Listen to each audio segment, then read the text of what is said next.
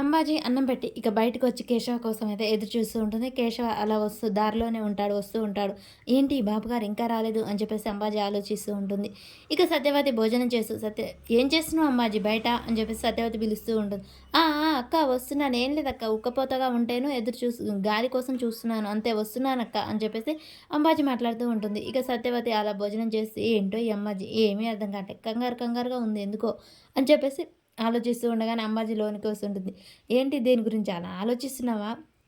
అక్క నీ కొడుకు ఎలా ఉంటాడు? మహారాజులా ఉంటాడా? ఎక్కడ పని చేస్తున్నాడు? ఏ ఊర్లో ఉన్నాడు? ఎలా ఉన్నాడు? వాళ్ళ పేరేంటి అని చెప్పేసి అంబాజీ ప్రశ్నల మీద ప్రశ్నలు వేస్తూ ఉంటుంది. ఏంటి ఏంటి నువ్వు వచ్చిన కాంచి నా కొడుకుని అడుగుతున్నావు? నువ్వు అసలు ఏమన్నా నా కొడుకు గురించి ఆరాలు తీస్తున్నావా ఏంటి అని చెప్పేసి సత్యవతి అంటుంది. అదేంటక్క, మంచి చెడు తెలుసుకోకూడదా? నీ కొడుకు అంటే నాకు కొడుకు లాంటి వాడే కదా అని చెప్పేసి అంబాజీ అంటూ ఉంటుంది. ఇక కేశవ అయితే వస్తూనే ఉంటాడు. అంబాజీ అక్క నన్ను అనుమానిస్తున్నావా? ఏంటో నీ ప్రవర్తన చూస్తే నాకు అనుమానంగా ఉంది. అసలు ఏం జరుగుతుందో నాకు అర్థం కావట్లేదు. నిజం చెప్పు, నా గురించి వాళ్ళకి చెప్పావు కదా?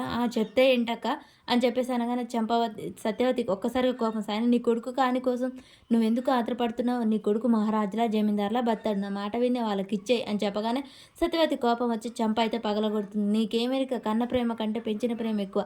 నా కొడుకు నేను డబ్బు కోసం అమ్ముకోదలుచుకోలేదు. ఏంటక్క నీ కొడుకు వాళ్ళ బిడ్డను 25 ఏళ్ళుగా దూరం చేసి తప్పు చేసింది నువ్వు. ఇప్పుడు బిడ్డని వాళ్ళ దగ్గరికి చెయ్యి. ఆ బాబుకు ఫోన్ చేశాను, వస్తున్నాడు.